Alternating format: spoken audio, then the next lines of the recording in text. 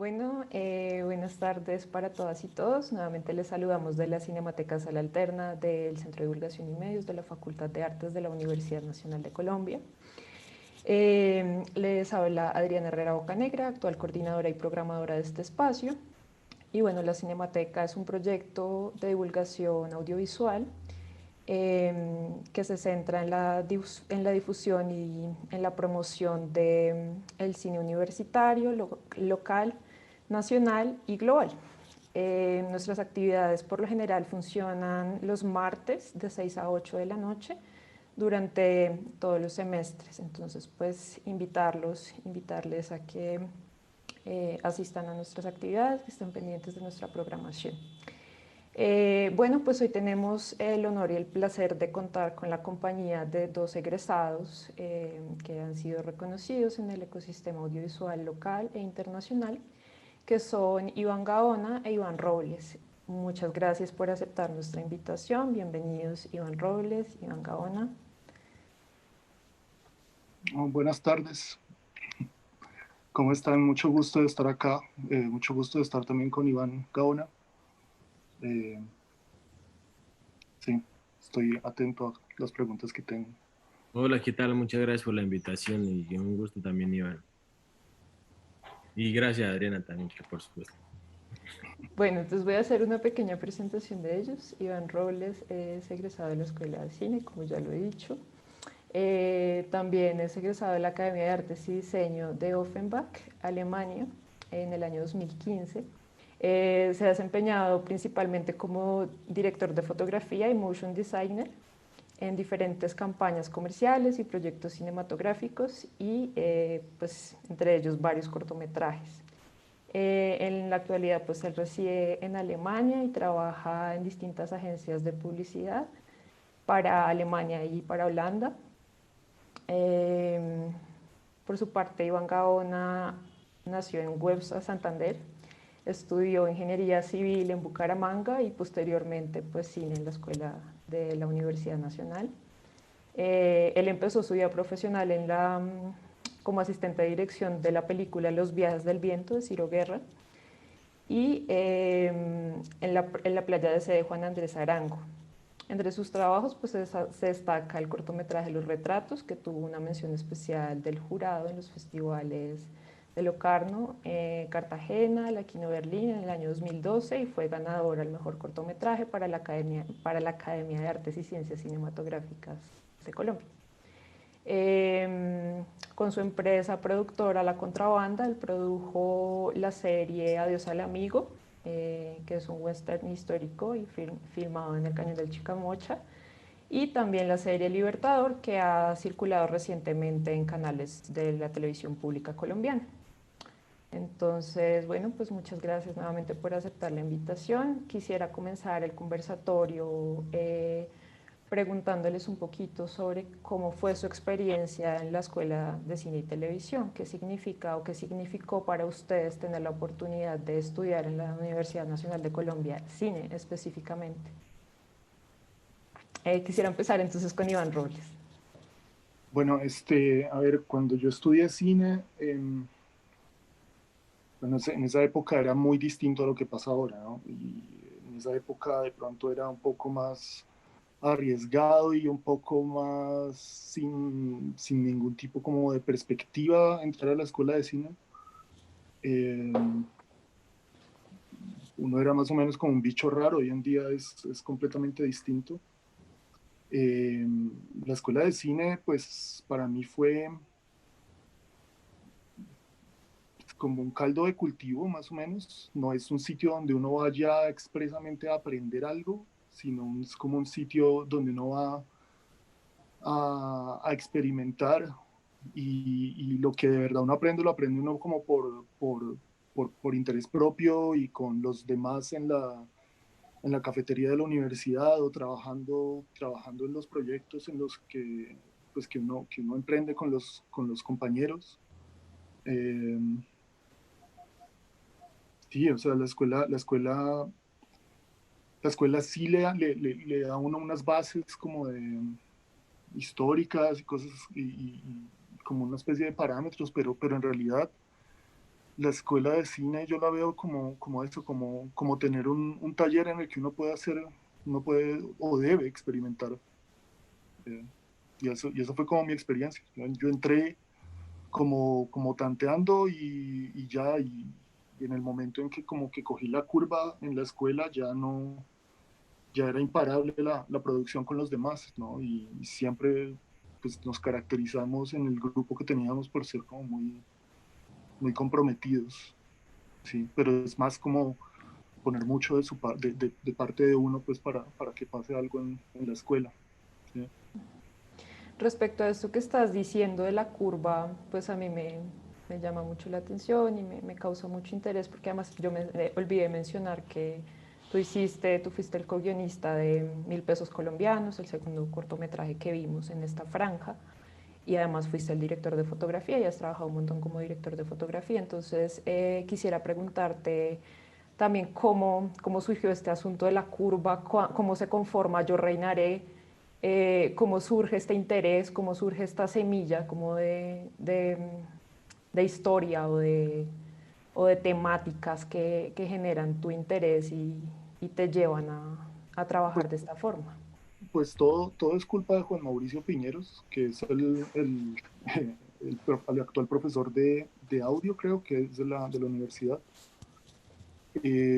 No, la curva surge yo creo que por la necesidad de hacer algo. En el tiempo en el que nosotros estudiábamos, teníamos que hacer una práctica en cine y hubo varias clases atrás nuestro que nunca terminaron la película la práctica de cine, pues. Y nosotros nos pusimos en la tarea de terminarla y de ser como los primeros que finalizaban el corto. Después de habernos dado cuenta de que sí podíamos y de ver el producto, pues ya no había quien nos parara, pues ya nos creíamos superhéroes, pues, y decíamos, lo que se venga lo podemos hacer. Y, y yo creo que esa curva se da precisamente por eso, como por ver las cosas terminadas y darse cuenta uno que puede. Y porque antes como que uno está ahí mirando de qué se trata esto, cómo se hace bien, ¿sí? Cuando uno aprende fotografía, uno quiere tomar la fotografía perfecta, pero después se da cuenta de que no existe, que se trata de expresarse más que todo y de expresar lo propio, ¿no? Entonces sí es muy importante, sí ¿sabes? Cuando yo hablo de coger la curva, sí es muy importante como demostrarse a sí mismo que uno puede, que uno pueda terminar las cosas y lo que se propone sobre todo, y que no es tan difícil, más, más meterle ganas y empuje hasta que la saca. Claro. Bueno, quisiera entonces también preguntarle a Iván Gaona por su experiencia estudiando cine y también cómo surge un poco este grupo de trabajo de la banda del Carro Rojo. eh, y bueno, sí, un poco eso. Sí, pues a mí, digamos, yo venía a estudiar como ingeniería civil, ¿no? De Bucaramanga, en la UIS, ¿no? Que uno en ese momento pensaba que la UIS era una gran universidad y lo es, por supuesto, pero cuando uno al llegar a la nacional, lo que uno primero se encuentra es como una sensación más compleja del concepto de universidad, ¿cierto? Como que había gente de todas partes, de muchas culturas, de muchas lenguas, ¿no? Y eso como que lo confronta a uno, ¿no? Como esa sensación de la riqueza en la diferencia, uno se siente diferente, ¿no?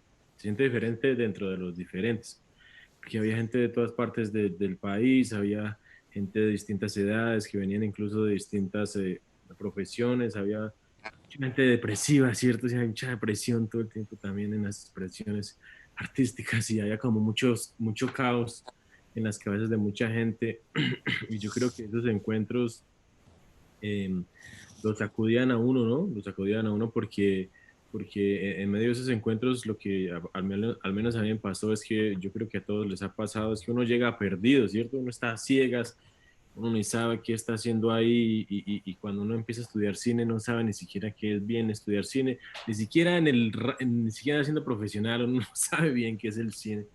Entonces menos empezando, sí uno está como perdido y digamos que en el estudiar cine, ¿cierto? El encontrarse con tantas gentes con espíritus y motivaciones diferentes, se empieza a ver una riqueza que más adelante seguramente yo creo que al menos a mí me aportó, ¿sí? En el momento yo creo que uno está perdido, yo toda la carrera también incluso estuve pensando que tal vez me había equivocado porque no era lo que pensaba que era el cine, ¿no? Uno muchas veces piensa en el cine como el aparataje, ¿no? Como las cámaras, como la edición del asunto y de pronto, digamos, como en séptimo semestre yo no sabía ni editar, si yo pensaba, "Joder, pucha, pero ¿qué es lo que estoy aprendiendo?". Claro, luego uno sale a ser profesional y se da cuenta que hay como un background como conceptual y discursivo que ha sucedido dentro de la carrera y sobre todo dentro del choque de los mundos de todas las personas que estamos allí, que es como la riqueza pura, ¿sí? Y este choque de los mundos son los amigos que también decía Iván, ¿cierto? El encontrarse con otras personas que serán como tus partners y que creen y empiezan a creer como en proyectos y en ideas, que es lo que de alguna manera le da como tangibilidad a todo ese proceso de aprendizaje allí. Allí fue donde yo me encontré a Diana Pérez y decidimos antes de graduarnos crear esta empresa que se llamó La Banda del Carro Rojo. Y eso permitió luego en la vida profesional como abrir y explorar otros mundos, sobre todo con amigos que encontramos en la universidad. Yo creo que si algo me preguntaran qué es de las cosas más gratificantes del paso de la universidad fue encontrar tanta gente como tan diferente y con tantos ánimos opuestos que encontraron como un punto de conexión para crear. Sí, es verdad. Sí. No, y además el estar en medio de la Facultad de Artes también le ofrece a uno la posibilidad de ver muchas otras perspectivas del trabajo expresivo y artístico, pues, porque, por ejemplo, yo tuve una novia en la universidad que era diseñadora gráfica y por ahí empecé a hacer motion design, que es lo que hago hasta hoy en día. Y, y muchos amigos que estudiaban eso, diseño industrial, entonces con ellos me sentaba a mirar a ver cómo hacíamos para hacer unas luces nuevas o gente que hacía performance en la Facultad de Artes, sí, en la Escuela de Artes y con ellos también se podía hacer muchas cosas. Entonces, eso diferencia a la escuela de la Nacional de muchas otras escuelas en donde solamente hay cine y punto. Y eso es bien, eso lo inspira a uno mucho, tener ese contacto con tanta gente. Yo creo que yo siempre y creo hasta hoy que uno aprende en la universidad, en la cafetería, más que en cualquier otro lado. Sí, yo pensaba eso porque ahora que no, creo que está en construcción por fin el edificio de artes, que era un punto de encuentro, Arquitectura. ¿no? De arquitectura, sí, la facultad, y uno lamentaba que la escuela de cine fuera tan lejos porque yo llegaba tarde siempre y decía, profe, yo llegué puntual, pero la puerta de la Nacional sobre la 30, sí, luego bajando hasta la escuela eran como 15 minutos. Y claro, la Facultad de Artes y el edificio de Arquitectura fue siempre el punto de encuentro. Ahora no sé cómo será la dinámica de encontrarse con las demás artes, pero como que era el gran encuentro y uno hacía amigos de todas las otras artes, ¿no? Sí, pues para la escuela de cine es clave la bici, eso sí, ahí sí es clave. Bueno, pues yo quisiera, como en esa misma línea, irles preguntando a los dos, iniciando por Iván Robles, desde su perspectiva como profesionales ya muy experimentados en el mundo audiovisual y un poco atravesando esta situación de pandemia, hablando de las interacciones y de lo fundamental que es el trabajo en equipo y la interacción con las otras personas y con las otras disciplinas artísticas en el trabajo en cine. ¿Ustedes cómo han gestionado, cómo han habitado esta crisis y qué podrían como recomendar a los chicos que están acercándose por primera vez al mundo del cine en medio de esta situación de interacción limitada? Pues flexibilidad, yo creo que es la clave, adaptación, que no nos queda ninguna otra alternativa, ¿no? A mí, yo al principio pensé, ¿y ahora qué voy a hacer? En marzo del año pasado. Y nada, empecé a mirar a ver o sea, qué eran, cuáles eran las distintas cosas que podía hacer y cómo podía sacar provecho de eso. Y pues como creo que en lo profesional y un buen cineasta, o yo no es que me considero uno bueno, pero sí veo que es importante eh, coger los problemas como si fueran oportunidades, siempre, siempre. Eh, el guión de 1.000 pesos colombianos fue también un cúmulo de problemas por todos lados que convertíamos en oportunidades, ¿sí? Y era, eh, y eso, esa adaptabilidad es lo clave, me parece que es lo clave en este momento. Ahora empecé a trabajar remoto con las diferentes agencias con las que trabajaba normalmente. Me, o sea, tanto que tengo la posibilidad de estar en Colombia y sigo trabajando con ellos. Hoy trabajé, por ejemplo, con ellos todo el día. Y, y pues también empecé a hacer material para vender, por ejemplo. Empecé a hacer stock footage, empecé a hacer distintas cosas que puedo hacer. Entonces, como que la clave es como diversificar los campos de acción. Yo, toda mi carrera ha sido dos cosas, y es la dirección de fotografía y el motion design. Y cuando una cosa no tiene como mucha acción, seguro que la otra sí.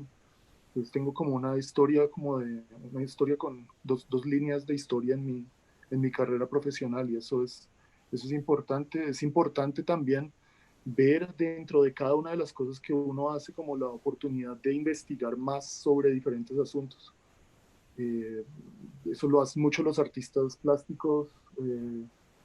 Por ejemplo, hay un argentino que se llama Tomás Sarraceno, que hace instalaciones. eh, y esas instalaciones tienen que ver con arañas, entonces también crea un grupo de gente que trabaja con arañas, crea un grupo de gente, trabaja también con la NASA a veces, trabaja también y es como que cada una de esas cosas le da a uno más visión sobre otros mundos y al mismo tiempo pues son más contactos y es más enriquecimiento para uno, que ese es el objetivo principal pues de la vida, más que el dinero, más que el éxito, es el enriquecimiento personal, y eso trae consigo lo demás. No hay que, yo creo que no hay que buscar más, sino el enriquecimiento personal. Sí. Bueno, ya que mencionabas un poco el asunto del guión de 1.000 pesos colombianos, yo te quería preguntar ya, pues como entrando un poquito más en materia de los cortos, ¿cómo surge la idea de 1.000 pesos colombianos y un poco también por el lapso de tiempo en el que se logra materializar el proyecto? Pues la idea surge en un momento, pues a mí me impresionaba tanto que la gente, eso fue una época, yo no sé, tú estás joven y yo no sé si a ti te tocaron esas monedas de 1.000 pesos, pero no, yo creo que no, ¿cierto que no? No. No. Pero en la época en la que nosotros hicimos el guión, en el 2003, ¿sí? O no, 2002, ya no me acuerdo. Pues uno iba a cualquier lado y ya todo el mundo miraba esas monedas por todos lados, les pegaba, las raspaba, las chuzaba, les hacía de todo, porque ya no se sabía cuál era verdadera y cuál era falsa, ¿sí? Y entonces a mí, pues a mí me da el chispazo el cuento como de ver lo normal que se había vuelto pues este tipo de pequeña corrupción de todo el mundo, de absolutamente todos, todos, todos, porque a todos les llegaba, y entonces el juego era salir de la moneda lo más rápido posible, ¿sí? Y no o sea, no solamente por haber perdido 1.000 pesos, sino por no ser el huevón, el que se la metieron. Entonces, la circulación de esas monedas sí, o sea, entonces le pagaba uno, yo me acuerdo mucho de un momento en el que yo le pagué a una señora en la plaza de mercado. La señora me devolvió una moneda falsa, y los dos nos miramos y ya sabía que me había dado una moneda falsa, y simplemente me la quitó. Entonces yo dije, bueno, esto ya, esto ya se salió de todo control y yo dije, bueno, eso representa de alguna manera lo que pasa hasta hoy en día en Colombia, ¿no? Pues todo el mundo tiene su nivel de corrupción, eh, sí, un nivel de corrupción bastante arraigado, creo. Así sea pequeño, pero lo hay. Entonces por eso también lo llamamos 1.000 pesos y colombianos, haciendo énfasis en eso. Sí. Claro. Bueno, ¿y cómo se fue ya materializando el proyecto? O sea, tú le comentas a David Aristizabal la idea o empiezan a escribir el guión Sí, entre los dos y ya luego sí, claro. se forma parche o antes. Sí, sí, no, pues, o sea, nosotros teníamos el parche, ya David toma las riendas del proyecto, él es como más focused que yo, y él se sienta a darle vueltas a la idea y a escribir en el guión, y yo me convertí más bien como en esa persona que todo el tiempo está tratando de hacer prueba de concepto con las ideas, entonces yo intenté siempre votar las ideas, David las enlazaba y miraba, él era como el que decía sí o no y escribía aparte de eso. Y entonces eh, hubo un momento, bueno, nosotros teníamos muchas ideas, pero no sabíamos cómo enlazarlas. Y creo que lo que nos dio la idea al final fue la película Memento, eh, en el que se ve una forma perfecta pues, de enlazar y de crear un guión. Y nosotros dijimos, bueno, nosotros tenemos que buscar nuestra propia forma y así mismo empezamos a enlazar las ideas en forma como de infinito. Sí, para que, o sea, no de loop, sino como de infinito en donde... Y ya como que allí ya, como que tenía, o sea, las ideas tenían que tener un sentido para entrar en esa dinámica, o si no eran desechadas. Y sí, así se fue hilando el guión y se fue hilando la idea. Ya después se le comenta al parche nuestro, pues a los demás, pues a Juan Mauricio, a Juan Manuel, yo no sé si ustedes los conocen, y pues con ellos empezamos a crear las distintas funciones, nosotros abrimos una oficina pequeña para el corto, para hacer los castings, para hacer las pruebas con actores, yo estos días encontré acá mi hoja de ruta de la dirección de fotografía con los bocetos y cosas que solamente hice esa vez. Ya después eso no lo volví a hacer nunca, pero sí fue el trabajo en el que más aprendimos en la universidad, yo creo. Fue intenso, no me acuerdo, creo que fueron como 15 días de rodaje con todo el equipo en muchas locaciones, con mucha gente. Sí. Todos los actores son profesionales porque allí está algunos que yo reconozco, como por ejemplo el profesor Víctor Viviescas. Claro, él Eh, era nuestro profesor. ¿Él sigue en la escuela? él está ahorita creo que en la maestría de Teatro y Artes Vivas. No, bueno, él era nuestro profesor en ese tiempo. Y él pues era una persona que siempre como que nos inspiró mucho y nos gustaba trabajar con él. Y lo invitamos. Sí, todos los actores eran profesionales. A muchos de ellos no, no todos. A muchos de ellos los buscamos directamente en obras de teatro. De hecho, en ese momento no sé por qué, pero como que nos gustaba más con la gente de teatro, trabajar con la gente de teatro. Y otros pues fueron actores pues, que se consiguieron en castings. Ahí nos ayudó mucho el Cerdo Molina, el de la tele. Yo no sé, pero él tenía como un pool de gente que quería actuar y de actores que eran como principiantes o no tenían mucha cabida en la televisión y ellos nos simplemente, pues después del casting algunos funcionaron y con ellos nos quedamos y así fue. Bueno, ¿y cómo fue recibido el corto ya por el público? ¿En qué espacios se Es- proyectó y cómo lo tomó la gente? pues el corto se movió más o menos, o sea, pues a comparación de cómo mueve uno los cortos hoy en día con las plataformas y esto, en ese tiempo no había ni YouTube, ni Vimeo, no había nada de eso. y más bien el corto se movía como, lo mandamos a muchos festivales internacionales. Eh, Creo que, pero no sé, o sea, pues tendría uno que haber estado allá para saber cómo lo vio la gente. Eh, pero digamos que por otro lado, las personas con las que estuvimos acá, pues no sé, les parecía chistoso, parecía, les parecía también que, pues, que habíamos hecho mucho por una tesis de grado, más o menos. Y sí, no, la verdad, pues yo creo que bien, yo no me acuerdo bien. Han pasado ya como 16 años desde que lo hicimos, 17 años, no, qué pena. No me acuerdo bien cómo fue la recibida del público. Vale. Bueno, quisiera entonces en este momento abrir el espacio para preguntas específicamente para Iván Robles y si hay alguien que quiera hacer una pregunta muy puntual.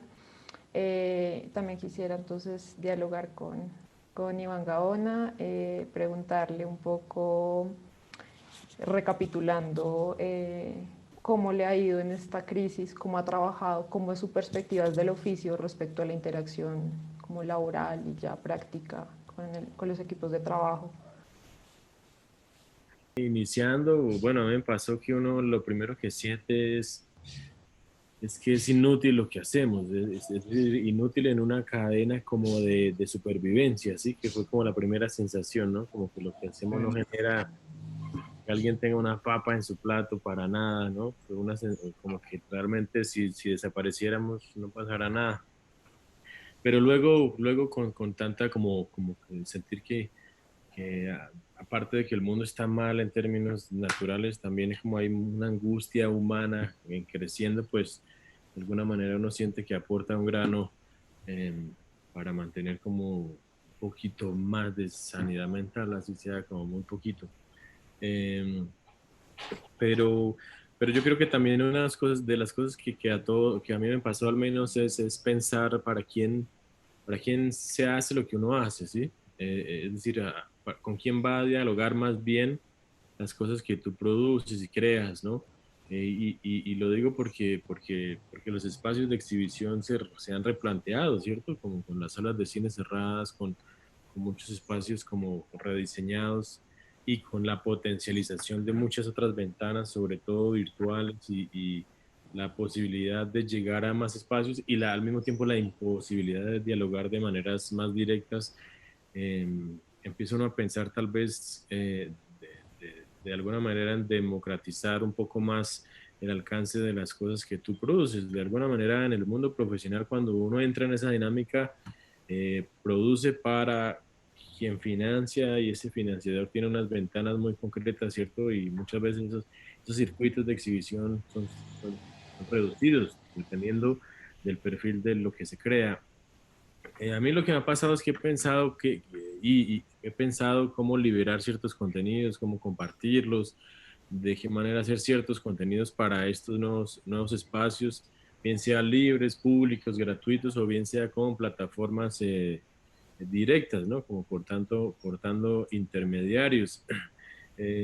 Sí, yo creo que ni siquiera está resuelto en mi cabeza. Yo sigo pensando, por ejemplo, con las salas cerradas y esa sobresaturación además de contenidos en todas las plataformas que uno ni siquiera, hay tanto que ver ya que uno ni siquiera los ve, ¿no? Ya uno dura canaleando, ¿no? Canalear, que es buscando en cada cuadrito de las plataformas que ver y de pronto uno lo cierra y se pones a leer o a darse una vuelta, no sé. De qué manera uno se acerca de qué manera uno dialoga con aquellos públicos a los que uno quiere dialogar, ¿sí? Una cosa que está en mi cabeza, ni siquiera está resuelto, pero genera sobre todo muchas angustias, ¿no? Genera angustia, yo no sé, Iván, cómo se siente, pero es difícil como encontrar otra vez como el sostén y la claridad sobre lo que hacemos, ¿no? Sí, o sea, yo lo comparto totalmente. Ese momento inicial de la pandemia en la que uno de verdad se pregunta, ¿para qué sirve un cineasta en este momento? Yo dije, me dio pena de ser cineasta, viendo cómo la gente, cómo los médicos estaban dando la batalla, pues, y la siguen dando.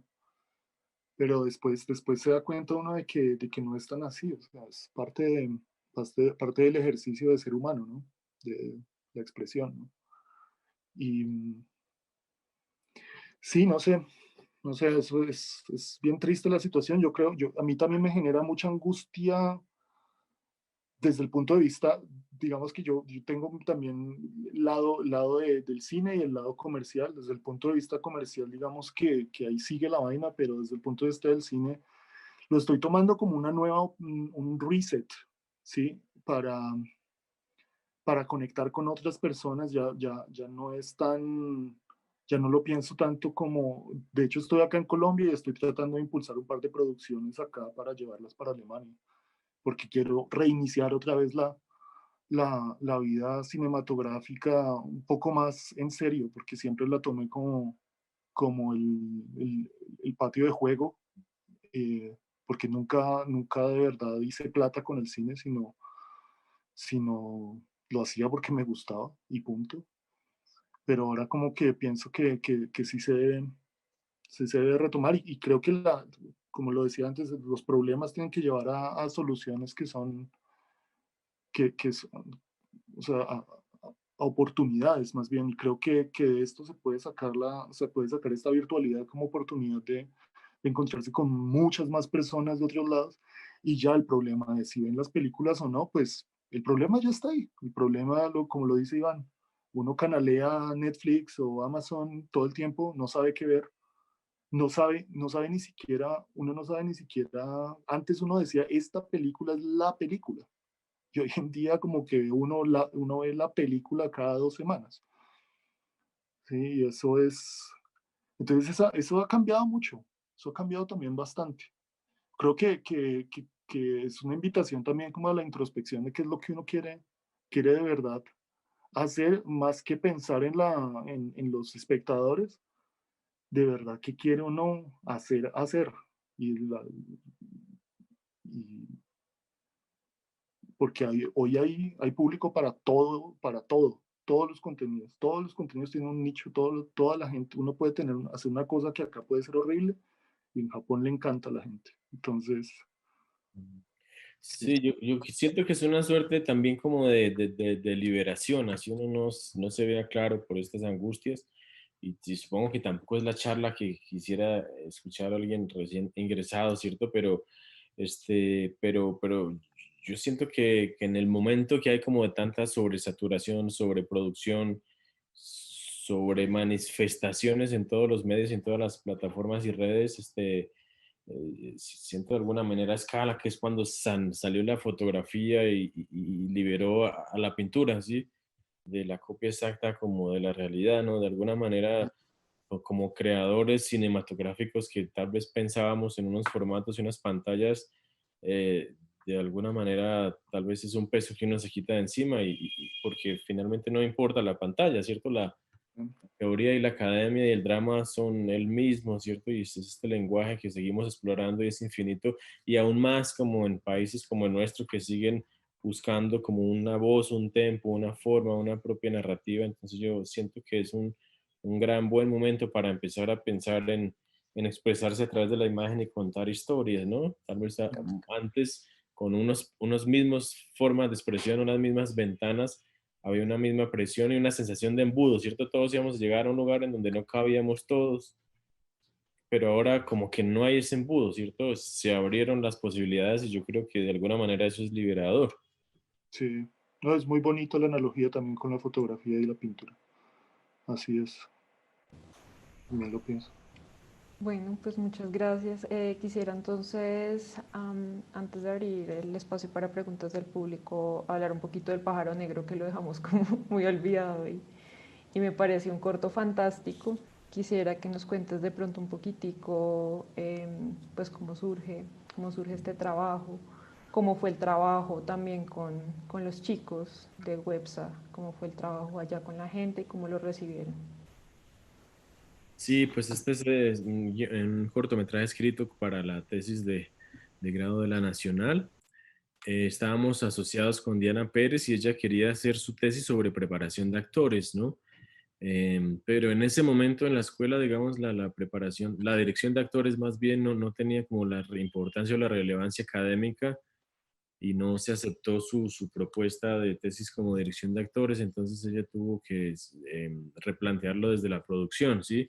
Pero enmascarado ese trabajo de la producción, su trabajo más fuerte fue como diseñando inicialmente un proceso de acercamiento a una comunidad, a unas personas que iban eventualmente a participar en este cortometraje, pues porque como lo dijiste, tuvimos la oportunidad de estar en este proyecto Los Viajes del Viento, que era un gran largometraje en ese momento en el país que vinculaba como a más de 80 personas naturales de la región del Caribe para ser preparadas para actuar en esa película. Y allí estuvimos siendo testigos de ese proceso y quisimos como heredar como esas formas de vincular un proyecto cinematográfico a un espacio, a una comunidad, digamos. Y yo era de esta comunidad pues de Websa, del municipio en Santander donde crecí y tenía como estas inquietudes un poco de las mitologías musicales que hay que todavía rondan en mi cabeza y es una historia muy sencilla de un niño que cree que el protagonista de una canción norteña vive en su pueblo, ¿sí? Y yo creo que fue el primer paso para lo que iríamos a hacer luego profesionalmente, de esculcar también cómo acercar personas y verdades a universos un poco verosímiles santanderianos desde el lado de la producción cinematográfica. Yo creo que fue como un primer paso ingenuo tal vez de lo que eventualmente haríamos profesionalmente. Yo creo que para eso podrían servir las tesis de grado, ¿cierto? Como un equivocarse a ver si este camino que vamos a emprender después de este trabajo aportará algo a nuestra creación. Definitivamente, sí. En la universidad tiene que uno que ir a equivocarse directamente. Directamente. Bueno, bueno, y no me contaste cómo se recibió ya una vez finalizado el proyecto. Pues sí, pues como decía Iván, en ese momento, de alguna manera todos estábamos descifrando cómo mover cosas con las herramientas tecnológicas del momento y yo creo que tuvo como un recorrido decente por festivales de mediana y baja categoría en el país, ¿sí? Ese rango de categoría, no porque sean malos o buenos. Por ahí tuvo algunas salidas fuera del país. Me acuerdo que en ese año ganó en el Festival de In Vitro Visual, lo que sería luego Bogo Shorts, ganó Mejor Actuación Daniela Berrío, que es la niña protagónica, por lo cual nos dio un poco de visibilidad y de contarnos con otros realizadores en ese momento y de compartir como esas noches de In Vitro, como por allá en las 60 con séptima, ¿sí? Pues que les deseo mucha suerte en la carrera a los estudiantes nuevos y que fue un gusto haber estado con ustedes, sobre todo pues también con Iván. Nunca lo conocí en la escuela, creo que somos de generaciones diferentes, aunque yo sí estudié con Ciro, pero, pero con él nunca. Y fue bastante enriquecedor haberlo oído. Y nada, los estudiantes les son mucha suerte. Eh, como les decía antes, cojan la universidad, por favor, de taller de experimentación, equivóquense todo lo que puedan. Concéntrense en lo que quieren hacer, o sea, sacar lo propio, pues, no en copiar a otras personas. Eh, Eso siempre es más gratificante y le enseña a uno mucho más. Eh, sí, eso les diría. Sí, gracias, Iván. Sí, no, yo entré en el 2005. Bueno, yo me acabo de graduar. Sí. Sí. Sí, yo creo que de las cosas bonitas que uno no se da cuenta en el momento cruzando la carrera, para mí al menos es sobre todo la gente que está ahí con uno, ¿no? Porque son como momentos coyunturales de despertares creativos de mismas personas, ¿no? Como que son como momentos de explosión, como momentos de hambre creativa y haber compartido esos momentos con algunos amigos, yo creo que nos han mantenido juntos profesionalmente. Yo creo que con las personas que hoy día trabajo, al menos hay unos tres o cuatro que desde el primer semestre estuvimos con los mismos pupitres, almorzábamos juntos, andábamos. tomábamos detrás de la escuela, así, o sea, como que en ese momento, sin darnos cuenta, estábamos construyendo como un equipo creativo que nos iba a proteger de los tantos y miles de retos que se vendrían luego profesionalmente. Yo creo que es algo que cuando uno entra, cuando estaba en los primeros días ahí, como en las primeras reuniones, uno no lo ve, ¿cierto? Van a estar allí alrededor de uno con las personas con las que uno profesionalmente se va a cruzar y seguramente se harán como esas ganancias adicionales, además del conocimiento, las discusiones, todo lo que ocurre dentro de la escuela, lo que quedará para siempre en la vida, seguramente.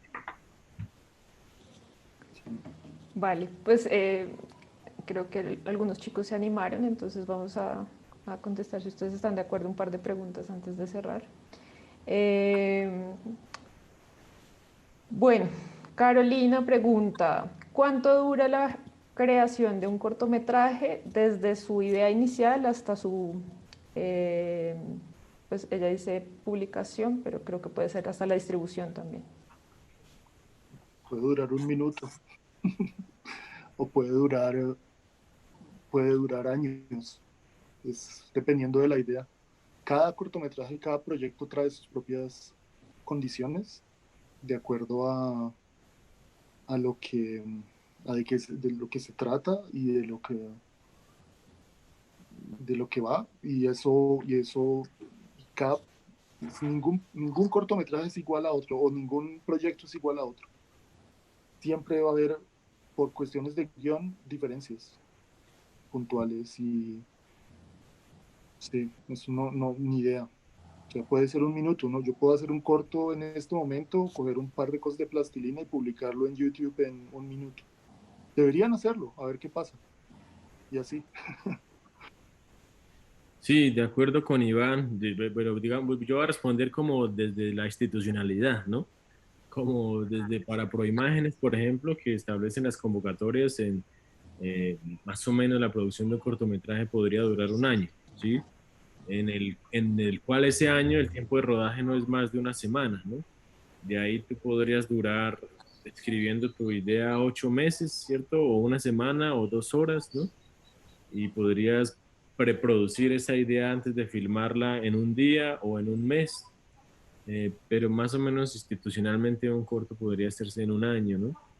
En los tiempos, por ejemplo, en los que yo hago cortometrajes de ficción de alrededor de 15 minutos, como que lo escribo en 2 meses, ¿cierto? Lo preproduzco en un mes, lo ruedo en una semana y lo postproduzco por ahí en 2 meses, ¿no? Pero depende del corto, ¿cierto? Depende de mil cosas, pero un corto argumental sencillo, bueno, que es sencillo, pues también, pero digamos un corto argumental que no tenga grandes retos, pues podría estar en esos tiempos, ¿no? Sí, es una pregunta de miles de respuestas.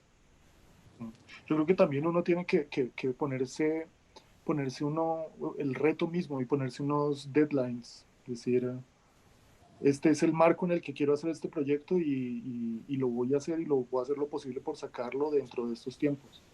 Eso también va a determinar el guión, va a determinar las locaciones, va a determinar los actores, va a determinar los recursos. Eh, sí, y es eso. O sea, si uno quiere mantener una producción así como fordista de, de, de proyectos, pues entonces uno se pone tiempos. Si uno simplemente hace proyectos con la idea que se le ocurre y trata de, bueno, ahí puede como volverse todo líquido en el tiempo y ya se pueden ir los tiempos muy lejos. Háblenos de sus obstáculos o de sus principales retos a los que se enfrentaron en la carrera ya una vez egresados. Como que a mí me costó, como yo entré como a los 25 años, ¿cierto? A estudiar cine. Ya era ingeniero civil y me sentía hasta mal por ya tener una carrera. Algo que me costó mucho al principio fue entender de alguna manera es esa forma como se enseñan las artes, como dándole tanta relevancia al autor, ¿cierto? Como de alguna manera endiosando los papeles de ciertas personas, ¿no? A mí me costó entender como ese ego a veces desmedido de quienes proponían las cosas, ¿cierto? Al mismo tiempo lo entendí porque es difícil creer en uno mismo, ¿cierto? O sea, uno ¿Por qué? Porque el mundo necesitaría escuchar lo que uno tiene en su cabeza, ¿no? Uno entra en un proceso de convencerse que hay algo que tú puedes aportar y en esa medida hay un porcentaje de ego que te protege, ¿cierto? Para animar también a las personas que están alrededor tuyo a que sigan tus ideas, ¿no? Pero esos egos se vuelven desmedidos a veces y entender como las necesidades, las premuras del otro con el que trabajas es de las cosas que a mí más me costó entender, ¿cierto? Como para lograr en esa sumatoria crear algo, ¿no? Como entender por qué el otro llega en su proceder a unos estándares, a unas formas de proceder para que tú puedas entrar allí a aportar, ¿no? Yo creo que es una cosa que se aprende en el oficio, ¿no? Entender lo que motiva al otro y qué lo mueve y de qué manera lo mueve, ¿no? Claro. Bueno, hay una pregunta que es, ¿cómo se introdujeron al mercado laboral? No, yo empecé en un reality. Eso fue mi primer trabajo. Y, no fue chévere, la verdad. Eso como que me impulsó, eso fue lo que me impulsó a decir no, no quiero seguir trabajando, o sea, no quiero volver a trabajar en televisión. Y ahí como que empecé a trabajar en documentales y después trabajé con gente, con alemanes y por eso fue que terminé en Alemania y ellos pues con ellos empecé a trabajar en comerciales allá. Y ese fue, así fue como mi mercado, mi introducción en el mercado laboral. Y fue precisamente porque tenía la opción de hacer estas dos cosas, la dirección de fotografía o el motion design, que, pues que siempre tuve más o menos trabajo y siempre tuve la opción de trabajar. Entonces, si no era una cosa, era la otra. Sí. Sí, hay algo que ocurre dentro de la escuela es que, pues, en la dinámica de aprender todas las líneas de los oficios, uno empieza a rotar por todos los cargos, ¿sí? Y uno se empieza a volver como un todero, ¿no? Uno se vuelve como una especie de un realizador integral, que tal cosa no existe como en el mundo profesional, ¿no? Y yo creo que cuando uno se encuentra con la realidad profesional es que uno tiene que tener un oficio, ¿cierto? Y entre más especializado, más aporta, ¿no? En mi caso, por ejemplo, yo empecé queriendo ser fotógrafo y hice casi toda la carrera metiéndome a todos los equipos, bien sea de cualquier cargo en el equipo de fotografía, desde el que hacía cámara, fotógrafo, gaffer, lumino, lo que fuera, foto fija. Pero luego me empecé a acercar como a la guión y a la dirección y en esa medida cuando llegó esta oportunidad de trabajar como pasante en los viajes del viento, tuve la oportunidad de ser segundo asistente de dirección y allí vi que el equipo de dirección tenía como un camino de oficio, ¿cierto? Como que la cinematografía es un oficio y uno va aprendiendo algo y subiendo de alguna manera una escala de conocimiento hasta que pueda estar en un cargo en el cual pueda ejecutar y diseñar cosas. Yo creo que lo que yo hice fue ofrecerme para proyectos como pasante al principio para tener una experiencia. Eh, es difícil, ¿cierto? Porque a veces no pagan, ¿no? Pero no tener una experiencia, perdón, me trabé hablando, pero a lo que iba es que en la escuela uno no logra tener una experiencia tal o equiparada al mundo profesional, ¿cierto? Y cuando yo empecé, la primera película que yo trabajé, todo lo que ocurrió en el rodaje nunca se habló de eso en la escuela y fue como una gran escuela la primera experiencia laboral y lo que sentí es que por suerte llegó a un equipo de trabajo que fue el equipo de dirección. Entonces yo creo que una de las cosas profesionalmente que uno debería definir, que es difícil, es definir por qué oficio uno se iría, ¿cierto? ¿Qué es lo que lo mueve a uno específicamente? Y en esa medida buscar como experiencias profesionales prácticas, pasantías, lo que sea, en ese oficio que uno quiere para desde allí empezar a tener experiencia, pienso yo.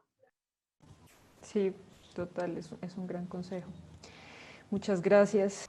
Entonces, muchas gracias a ustedes y muchas gracias por la invitación de nuevo. y pues a los nuevos estudiantes, pues que felicitaciones por haber ingresado y espero que nos veamos de pronto. Claro que sí, muchas Iván, gracias. un gusto conocerlo. Lo mismo, Iván, Sí, esté muy bien. bueno, que De nos pronto veamos. hablamos estos días. Bueno, listo. Bueno, chao. Chao, nos vemos.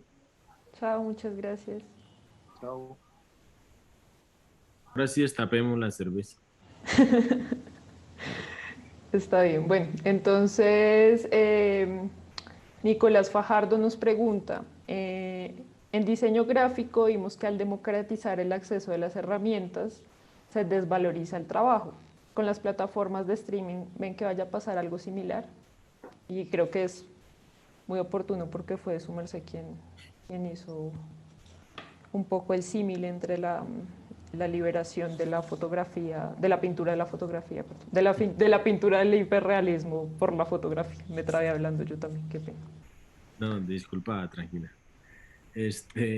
No, yo creo que no. Yo creo que algo que han traído las plataformas y en Colombia existen dos leyes de cine, ¿cierto? La ley 814, que de alguna manera regula la producción interna, y la ley 1556, que regula e invita a los capitales extranjeros a hacer proyectos aquí, ¿cierto? Entonces, por lo cual han venido grandes producciones a hacer películas y series en Colombia. Lo que han traído estas grandes producciones, que sobre todo vienen de dineros de plataformas de streaming, es que le han mostrado al país cómo se han hecho las grandes producciones en Estados Unidos concretamente, ¿cierto?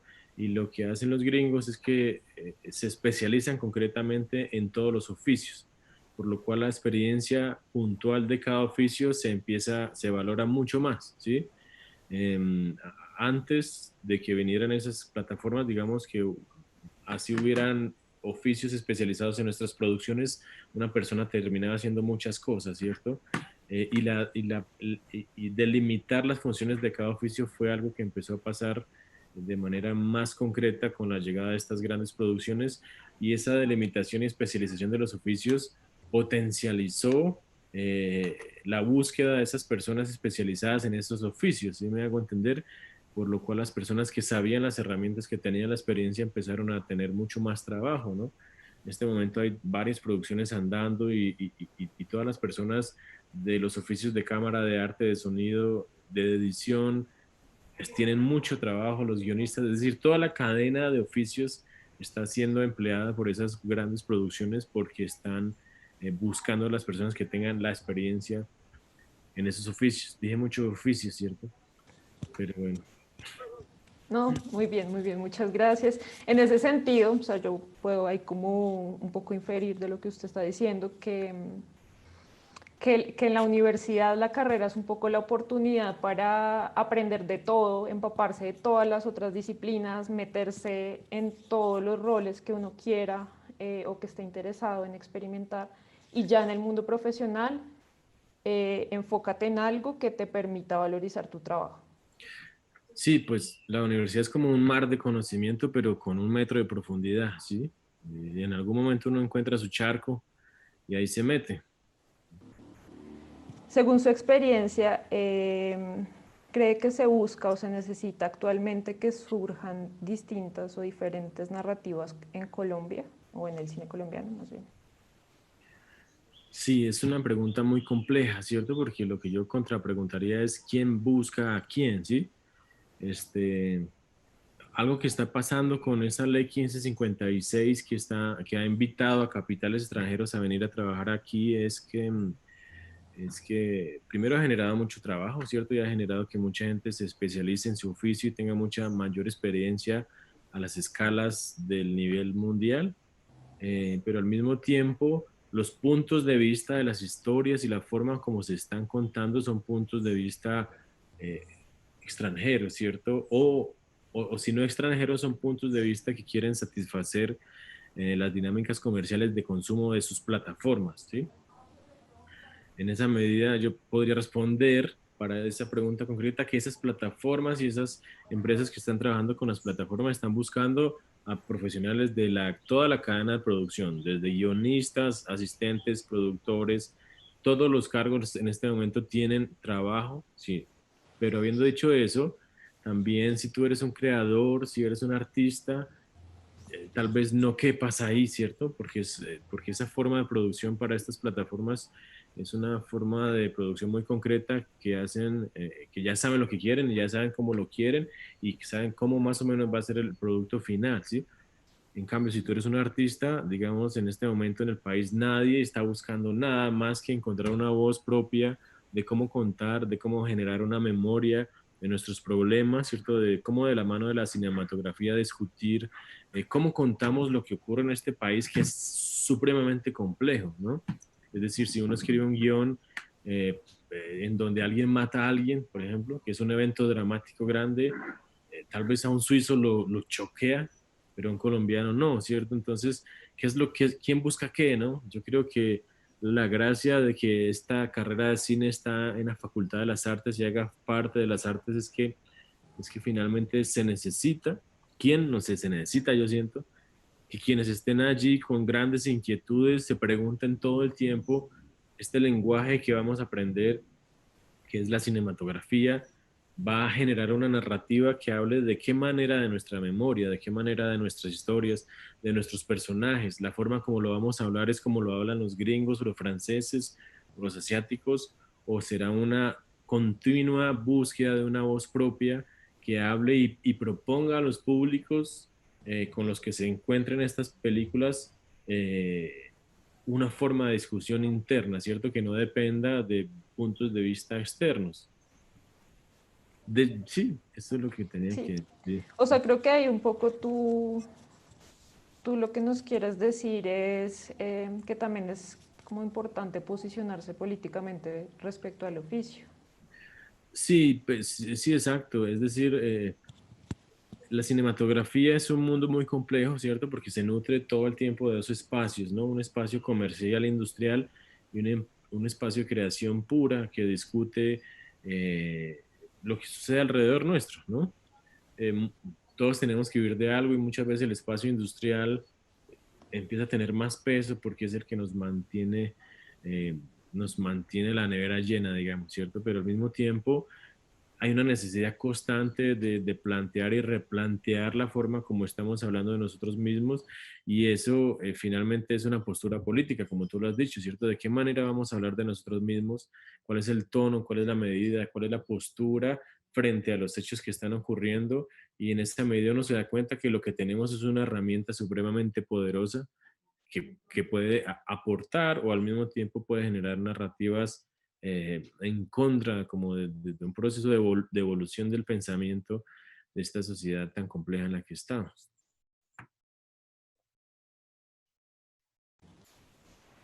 Bueno, pues muchas gracias por su tiempo, Iván. Eh, es un gusto realmente tenerlo en este espacio, que los chicos lo puedan escuchar, poder interactuar con una persona pues, que ya tiene experiencia, que además ha hecho cortos tan bonitos, ese largo tan chévere que es Pariente, que además está en Retina Latina para que quienes lo quieran ver pues lo hagan, solamente se tienen que registrar de manera gratuita en la plataforma y allá también están los retratos, ¿verdad?